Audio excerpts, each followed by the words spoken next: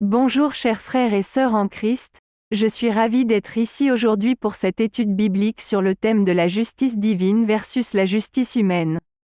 Ce sujet est d'une grande importance dans nos vies quotidiennes, car nous sommes continuellement confrontés à des situations où la justice humaine peut sembler insuffisante ou injuste. Nous allons explorer ensemble ce que la Bible nous enseigne sur ce sujet et comment nous pouvons appliquer ces enseignements à nos propres vies. Pour commencer, permettez-moi de lire le passage de la Bible dans Psaume 89/14. La justice et l'équité sont la base de ton trône, la bonté et la fidélité sont devant toi. Ce verset nous rappelle que Dieu est le fondement de toute justice. Sa justice est parfaite, équitable et juste. Mais comment cette justice divine se compare-t-elle à la justice humaine?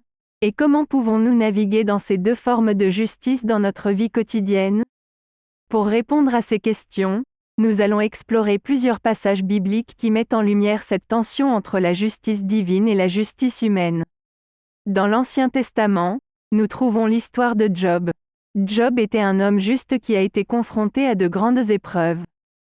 Ses amis ont essayé de lui expliquer pourquoi il était confronté à tant de souffrances, mais leur réponse était basée sur une compréhension limitée de la justice divine.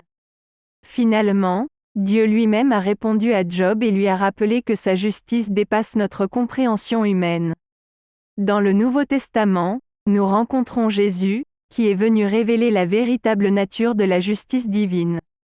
Il a enseigné que la justice ne se limite pas à l'application de la loi, mais qu'elle est également basée sur l'amour et la miséricorde. Jésus a démontré cela dans sa propre vie en pardonnant aux pécheurs et en montrant de la compassion envers les opprimés. Il nous a montré que la justice divine est une justice restauratrice qui cherche à rétablir la relation brisée entre Dieu et l'humanité. Maintenant, passons à une discussion interactive. Quelles sont certaines des difficultés que vous avez rencontrées dans votre vie en essayant de comprendre et d'appliquer la justice divine et la justice humaine? Avez-vous des exemples de situations où vous avez été confronté à des injustices et comment avez-vous réagi?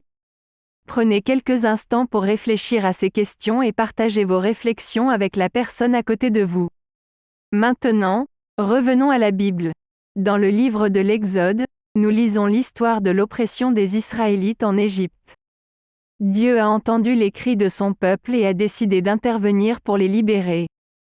Cependant, il a choisi d'utiliser Moïse comme instrument de sa justice.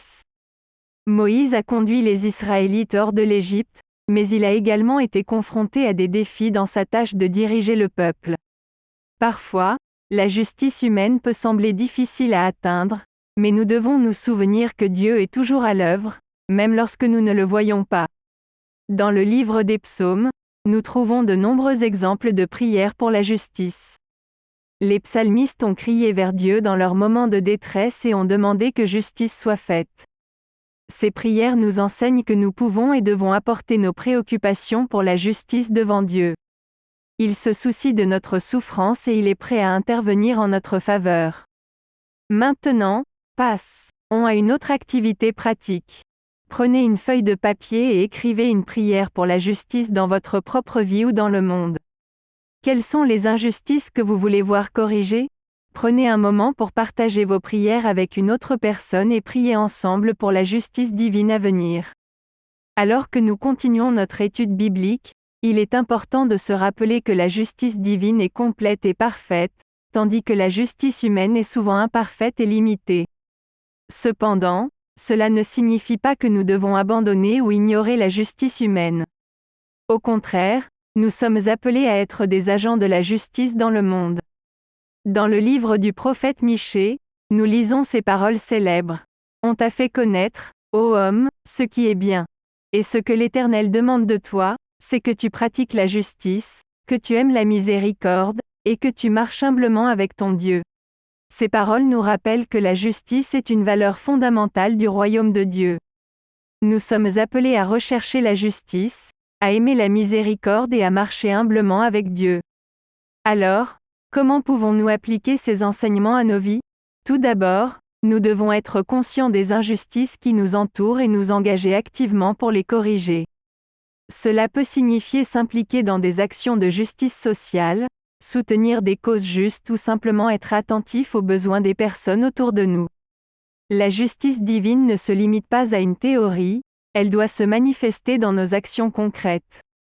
Deuxièmement, nous devons être prêts à pardonner et à montrer de la miséricorde. La justice divine est restauratrice, elle cherche à rétablir les relations brisées. Cela signifie que nous devons être prêts à pardonner ceux qui nous ont fait du mal et à chercher la réconciliation plutôt que la vengeance.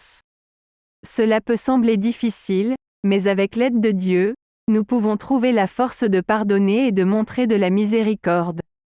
Enfin, nous devons nous rappeler que la justice divine est un processus qui s'étend au-delà de notre vie terrestre. Dans l'Apocalypse, nous lisons que Dieu essuiera toutes les larmes et rétablira la justice parfaite. Même si la justice humaine peut sembler insuffisante ou injuste dans cette vie, nous pouvons avoir confiance que Dieu fera justice à la fin des temps. En conclusion, la justice divine versus la justice humaine est un sujet complexe et important dans notre vie de foi. La Bible nous enseigne que la justice divine est parfaite et équitable, tandis que la justice humaine est souvent imparfaite et limitée. Cependant, cela ne signifie pas que nous devons abandonner la justice humaine.